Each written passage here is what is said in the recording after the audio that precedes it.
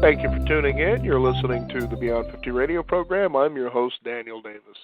As many of us are approaching midlife, we realize that first sense of seeing the horizon come to us and that feeling of freedom. Oh, alas, you say, but I still have one child left in the house, and they seem to need every single bit of my time and attention. Well, joining us here on the Beyond 50 radio program today says, well, maybe not so fast. Perhaps maybe it's time for these kids to get out of the house and get going on their own. So that's what we're going to talk about today, about the rising essence of the young adult children staying at home or returning home maybe for good with their parents.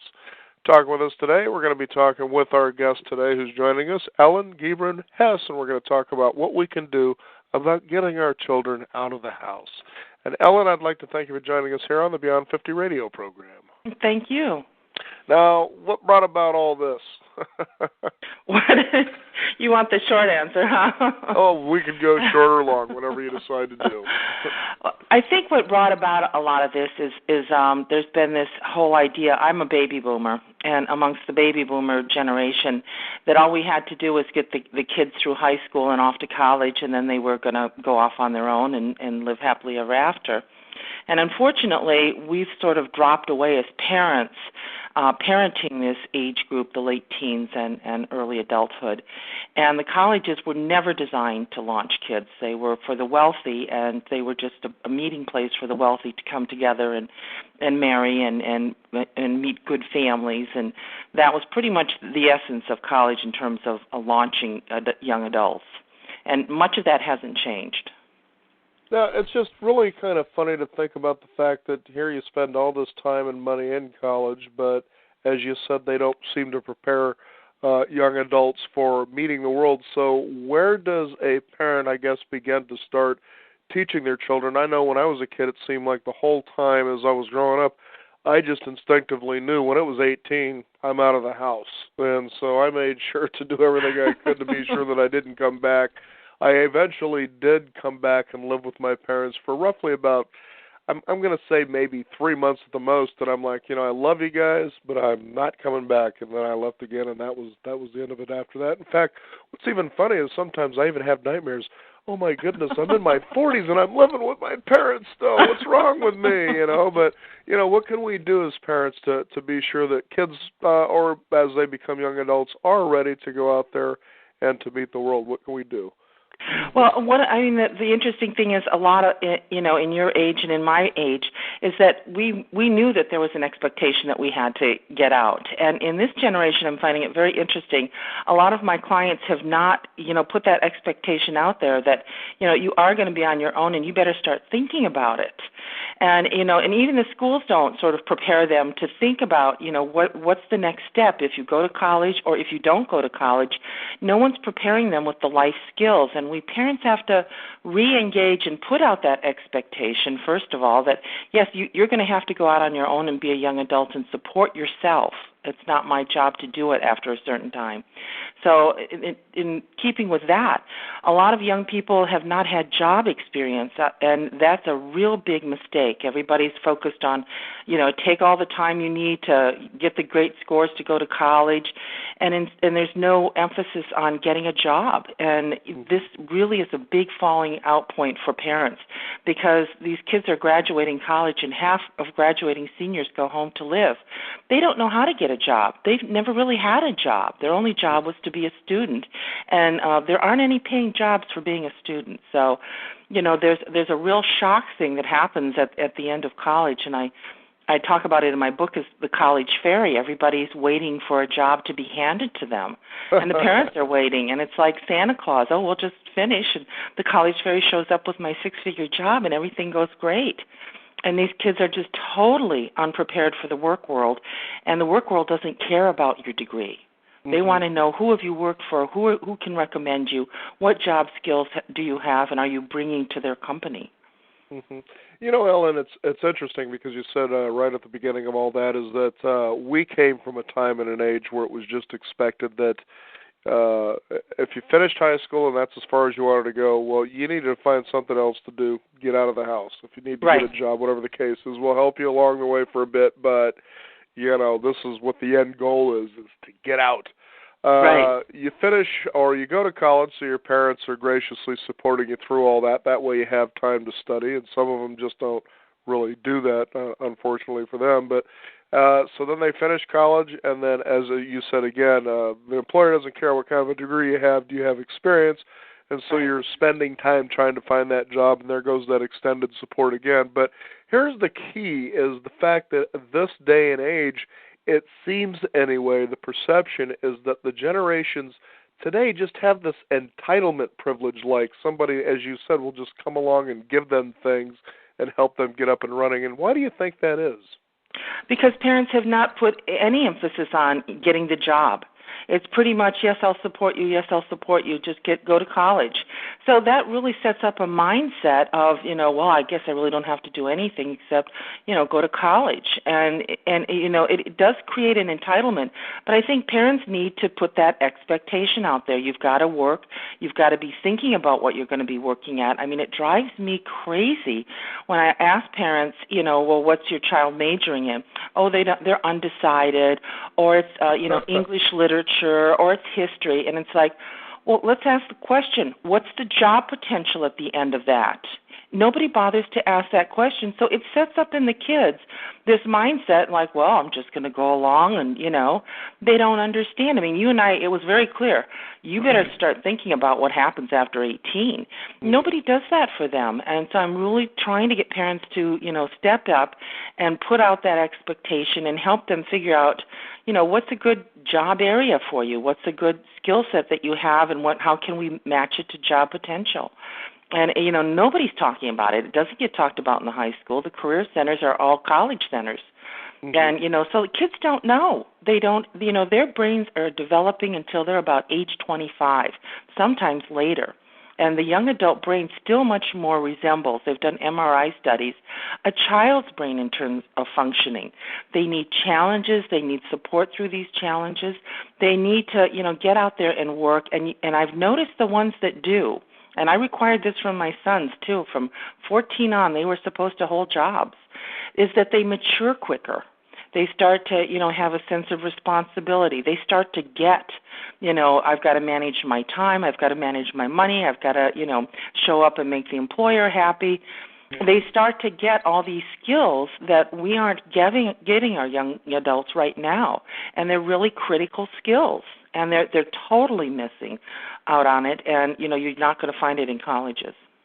Now, when it comes to that, what do you think is a good age to start? Should it be, in your youth, or about what age do you think is a good time?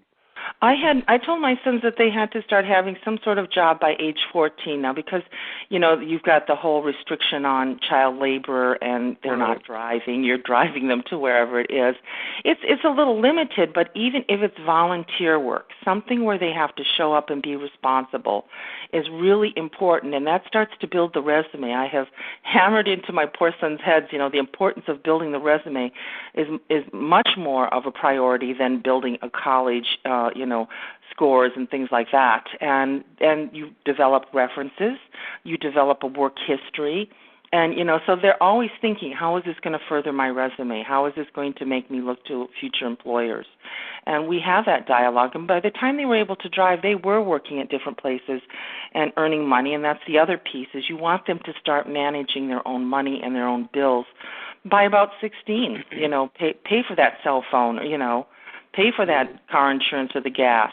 Start to understand the value of a dollar, and that you only have so much extra money after you're done with your responsibilities. It's not, a total allowance forever. And that's a huge life skill, is learning to manage money. Now, as I understand, you were a single parent with two sons? Mm-hmm, yes. Okay, and that would be Eric and David, 18 and 21. Now, I also understand, this is according to your website, that you also adopted two young adults. Now, tell me about that. I call it emotionally adopting. Okay. Actually, this is how I got started with all of this, because I'm an attorney in my other life, and what happened was I had a friend who had brought her son out to the West Coast from the Midwest, and brought her nephew out, and he had grown up in a difficult situation. There was alcohol use in the family, and he was working from the time he was 14, but he had learning disabilities, and he didn't have a driver's license. So he had just squeaked through high school, and his aunt brought him out and wanted to help get him on his feet. And he was with her for 18 months, and he was trying, but all he could come up with was a part-time job.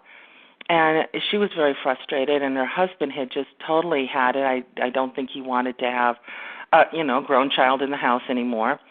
And so he kind of exploded, and she asked if he could come stay with me for the weekend. So I knew him, and I'd seen him all these years that she'd brought him out for vacations. I said, sure, no problem. Well, her husband would not let him come back. And so I was kind of left with this young man who didn't have a driver's license, only had a part-time job, was new to the area. I mean, we had all kinds of difficulties facing us. And I realized I needed to get him up and running as soon as possible because I was still job hunting. I had 2 sons to support. So I went to work with just this methodical game plan of how we're going to get him up and running. And at the end of 6 months, he had a full-time job. He was living on his own. He had a driver's license. He had a number of resumes designed for specific career areas that he was interested in. And he even attempted to create his own pet sitting business. So, we had gone through a lot of life skills, job skills, work skills, and done it all in 6 months. And he's doing really well. Okay, and how would you measure, I guess, his self-esteem? Because that'll be, you could just imagine psychologists stepping in. Yeah, you got to let them kind of get out in their own time. I don't know. And the next thing you know, they're giving you all this advice to basically keep your kid being a bum. Yeah, exactly. I'm really shocked. Be soft on them. It's their self-esteem. You need to build that up. Look, the kid is 37 years old. I think it's time. The oldest case that I've gotten is from family members of a 54-year-old who has lived at home all her life. My goodness, until her parents passed away. Yeah. The problem is if you don't start them into independence, they start to develop a dependent lifestyle.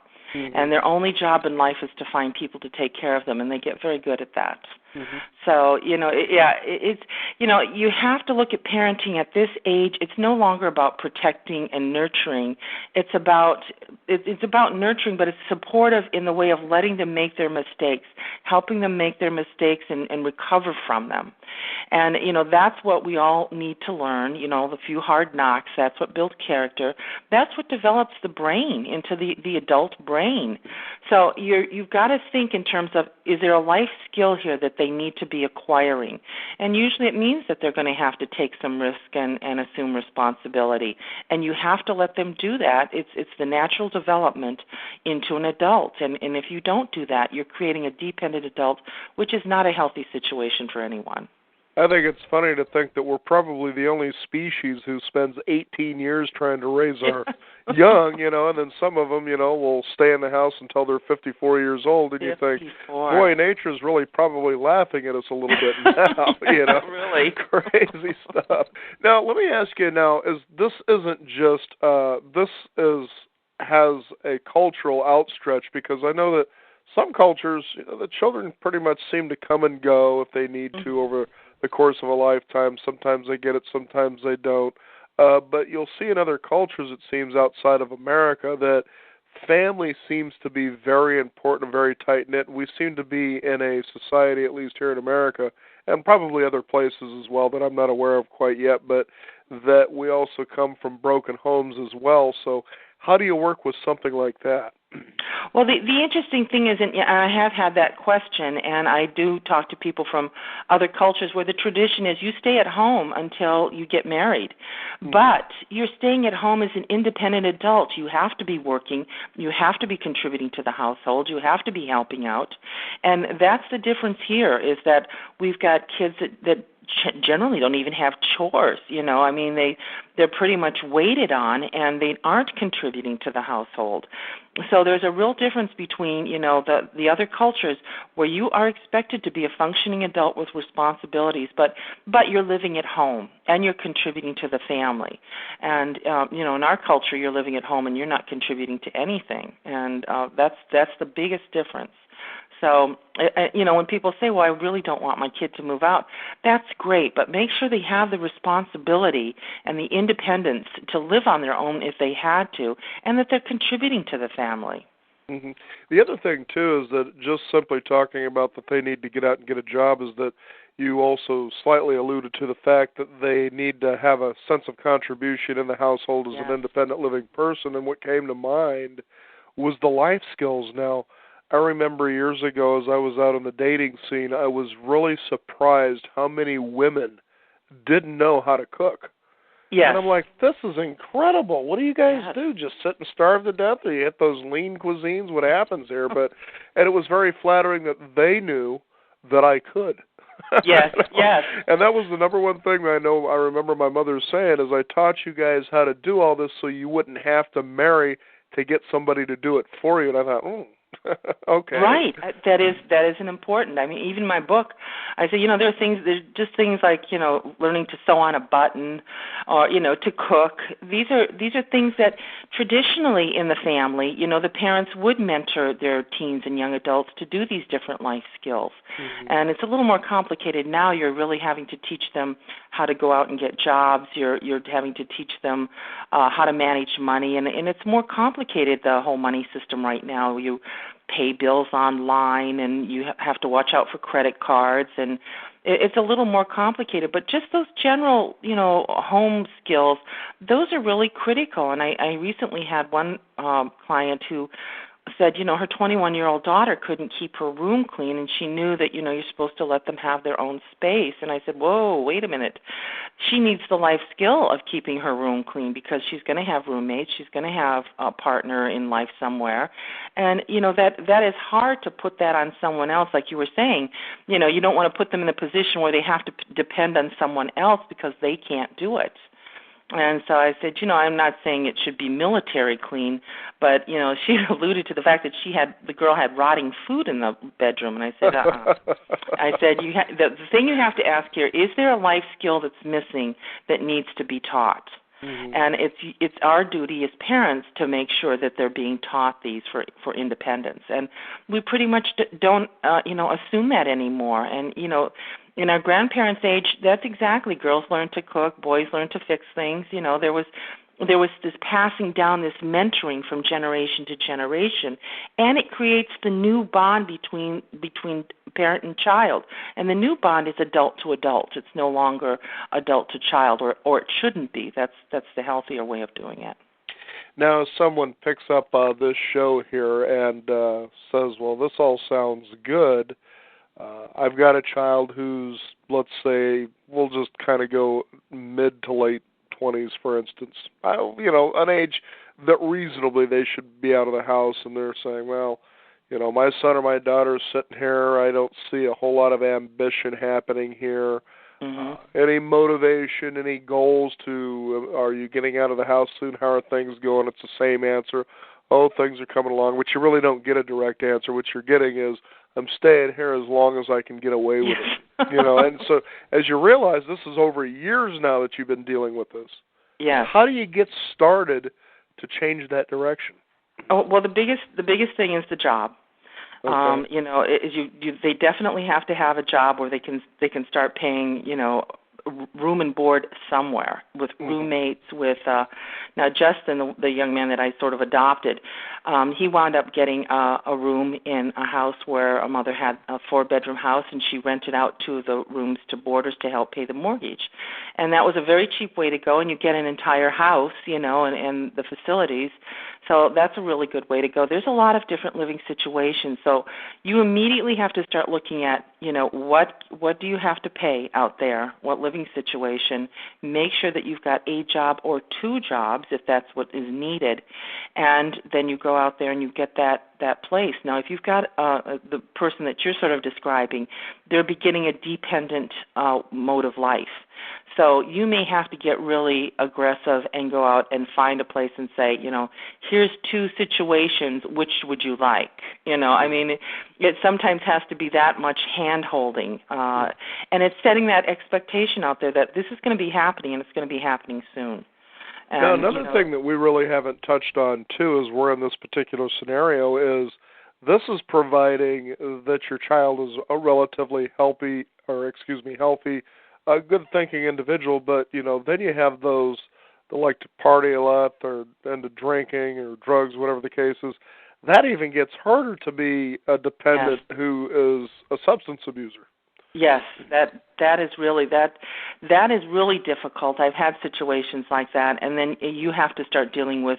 They've got to go into rehab or recovery, and you have to start planning that instead. And that really is important that they do that and they deal with that. It's a very difficult situation when you have drug or alcohol dependency, because it's a whole different person that you're dealing with and not a healthy person, someone who won't be able to hold down jobs and so forth. But you can't be the enabler either. Right. And that's where you really have to start looking at programs and make sure that they don't come back. And in one situation, the young man wound up out on the street because he'd burned out all of his friends, and his parents said, well, we've tried everything we can, but if he comes home, that, he's got these shady friends coming around, and we don't want him around our younger kids. And he was out on the street for a couple of years. Wow. And it was really, really hard.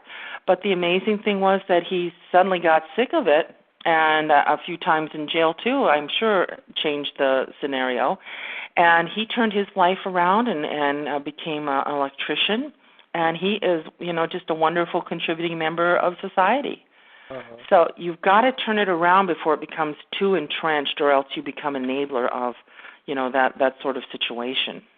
What's amazing, too, is to also throw one more element into the mix, and then I think we've got the whole gamut, is the fact that perhaps you have a young daughter, she could be a late teen daughter who has a child, and the next thing you know, they're 23, 24, and you find yourself raising the grandchild, and we've done even segments on that here on the Beyond 50 radio show, but the thing is that as a parent, we want to do the best that we can by our children, so they know this instinctively. So they find ways to work that system to where if you make any choices for them that they're not happy with, then they're going to make sure that they stick that regret pin into you and work that sucker really hard. And I know you've dealt with this. How does a parent kind of overcome that without having to necessarily resort to what's really called tough love, where you can really have some regrets? Well, I don't see it as tough love so much as you have to create your boundaries. And if they're living in your home, using the grandchild as blackmail, you've got a really difficult situation. You still have to get them out. Mm-hmm. And you need to, and this is heartbreaking, and I hear it I've had several clients with this situation too, because again, your child is now becoming dependent, and now they're learning to be much more effective dependent, and it's real important that you get them out, keep an eye on the grandchild, if necessary, call Child Protective Services. You've got to do this for the health of the grandchild and for your own child. And, for that, I really encourage people to get, a therapist or a counselor that can support them through this, because it's emotionally wrenching. It's just really difficult. But if you stay with the blackmail, it becomes a really bad situation that sends the wrong message to the grandchild as they're growing up in this. And so it's really critical for everybody involved that you really stop this. Get your child on that road to independence, if at all possible. Now, I had one person, and their child was 40. So the chances of getting them to independence was pretty much nil. I mean, usually once you get past 35, it isn't happening. They're going to find friends. They're going to find boyfriends, girlfriends, somebody else to take care of them. Mm-hmm. And, but it's still, you've got to get them out of your house because it's toxic to you, emotionally and otherwise, and stay as connected as possible to the grandchild. And, like I said, you call Child Protective Services if it's not working out well. But it is not good to keep that situation in the house where you become the child's slave. So where do you find the threshold where, as you were saying with the 40-year-old, that it may be too late, that maybe the best thing for you to do is just open up the door and walk away? Yeah, you really have to. And I told her, because this was the mother, the grandmother writing in, and she was babysitting. She pretty much was taking care of the 3-year-old all the time. And I said, you really have to get her out, say this is it. Even if you can, even like go rent an apartment for 2 months and say it's up to you after that, but you're not coming back home. Oh, and, really? you have to do something and then keep your eye on the child. Chances are that, the child is going to bring the grandchild around anyways because they don't want the work. Mm-hmm. So you can develop a much healthier relationship with the grandchild, and you retain some peace of mind in your own home, because that sort of blackmail, it just eats away at you. It's never your home. It's their home, and they're just tyrants. And it is unhealthy psychologically for everybody. That's for sure. Yeah. And I figured since you had worked or you somehow you're educated in psychology, so have you ever had that dream where you realize that you're a late age and you're still living with your parents? Have I ever had that dream? No. Yes. No. Because I keep trying to figure out, why do I have this every once in a while? It drives me crazy, and then I wake up going, oh, thank God, Boy, they really put it deep into me. Get out, So now let's talk about your website, what people can expect to find there now. It's Kids Out Now, all one word, kidsoutnow.com. Uh-huh. Yeah, I do offer, free half-an-hour coaching initially, and you can find just some resources there of upcoming events, although right now I'm kind of in book publishing mode and CD publishing mode, so all of that should be available soon to buy from my website. So you can take a look there. And it's interesting that on your website that Dr. Phil, who millions seem to love about his direct approach to things, says that this is actually the number one request for help is how do I get my kids out of the house? That's true? It's true. Wow. It's true, because right now 1/3 of all 18 to 34-year-olds are living at home. Half of all graduating college seniors go home without a job. This is not good. I've got a pile of applications for continuing ed. Colleges are interested in me coming to come help them to get these kids launched, because there's just such a void in preparing kids to get out and go become independent adults. They're totally unprepared. And it doesn't take much. Like I said, I had Justin up and running in 16 months, and we had a lot of difficulties because he had the learning disabilities. He has a lot of trouble spelling. Even when we went to take the written driver's test, he flunked it 3 times. He passed it on the 4th attempt because he had such horrible test anxiety. So we had to work on that too. And he's overcome that, which is really good. And he started to take some college classes. His confidence went way up. But we had a lot of challenges for him. And he was new to the area, so he didn't have the social support system. And, it was really important that even that sort of thing, building your support system, building a healthy support system, because, there's the whole thing of kids getting in with the wrong group of kids.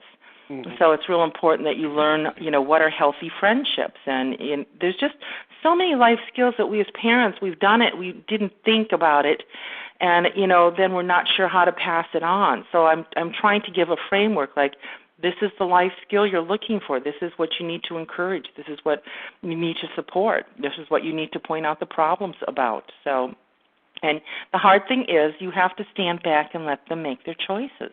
Mm-hmm. And that's growing up. Well, certainly one thing that can be daunting is parenting, and certainly even furthermore is when they decide to stay at home because you've done such a great job, they wouldn't want to go anywhere else. Well, again, the website is kidsoutnow.com, and our guest today, Ellen, is it Gibran? Yeah, I see Gibran. Gibran, okay, Gibran-Hesse. And I'd like to actually thank you for taking the time to join us today. And again, go ahead and quickly give out your website. It's kidsoutnow.com, kids plural. And I am available for coaching, and my book should be out shortly, so at least before the kids graduate this coming spring. Well, good. Then maybe we'll get back in touch, and we'll help you to get a successful launch situation going on here. You betcha. And again, Ellen, it's been a pleasure to have you on the Beyond 50 radio program today. Oh, thank you so much. You bet. And there it is, folks. So if you got that kid looming around the house like a spider and you want to get him out, Ellen is your woman. Just simply go to kidsoutnow.com and find out how you can take those initial steps to being able to get a little severance in your life so you can enjoy that time freedom that we hopefully should be enjoying as our young children become young adults. I'm Daniel Davis. Thank you for tuning in. You've been listening to the Beyond 50 Radio Show. Be sure to visit us at our website at beyond50radio.com, the number 50 with a 50, and sign up for our free weekly e-newsletter. Be sure to tune in here tomorrow from 12 noon to 1. You've been listening to the Beyond 50 Radio program, and remember, live your day past halfway.